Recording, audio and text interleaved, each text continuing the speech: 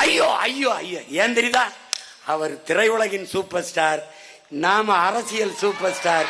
2 star வாங்கிட்டான்.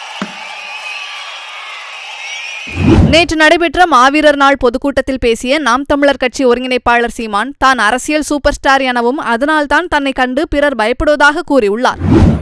அவன் முடிவு பண்ணிட்டே, நானும் ஐயா ரஜினிகாந்தும் பேசுறது எனக்கு என் தலைவனுக்கு நடந்தது எங்க 2 பேருக்கும் தான் தெரியும்.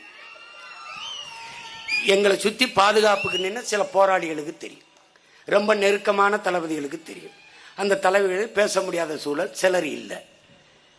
ஆனா என்ன நடந்தது அவனா ஒரு யுகத்துல பேசுவான். ஆனா ஐயா ரஜினிகாந்த் 2.25 மணி நேரம் என்ன பேசணும் எங்க 2 பேருக்கும் தான் தெரியும்.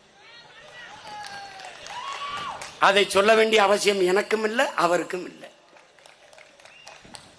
ஏன்னா நாங்க 2 பேரும் பேசுனதுல சங்கி ஆயிட்டோம்னா, அவரை வச்சு வருஷத்துக்கு 2 படம் எடுத்து கோடி கோடியா சம்பாதிக்கிறேன். நீங்க யார்? உங்களுக்கு பேர் என்ன?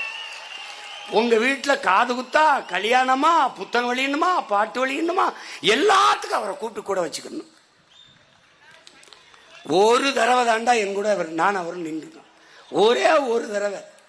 ஐயோ ஐயோ ஐயோ, ஏன் தெரியுதா? அவர் திரையுலகின் சூப்பர் ஸ்டார், நாம அரசியல் சூப்பர் ஸ்டார்.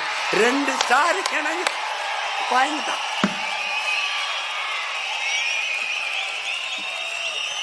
எழுது எழுது எழுது, என்னை பற்றி எழுத உனக்கு என்ன இருக்கு?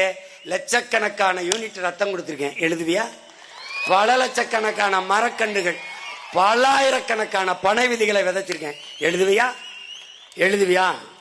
எழுத மாட்டேன். மக்களின் பிரச்சனைக்கு மக்களோடு மக்களாக நின்று போராடி தடுத்திருக்கேன். ஏய், நான் இல்லைன்னா 8 வழிச்சாலை வந்திருக்கும்டா. நான் இல்லைன்னா பரந்தூர்ல விண்ணூர்தி நிலையம் கட்டிடுவான். நான் இல்லைன்னா காட்டுப்பள்ளியில துறைமுகம் கட்டிடுவான். ஆனால் சரியான ஆண் மக்களை நான் இருக்கிற வர, என் படை இருக்கிறவர் கட்டிடுறான். நீ பார்த்து கட்டிடுவான்.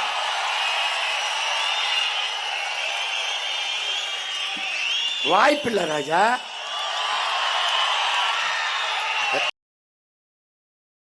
செய்திகளை உள்ளது உள்ளபடி தெரிந்து கொள்ள ரெஃப்ளெக்ட் நியூஸை சப்ஸ்கிரைப் பண்ணுங்க.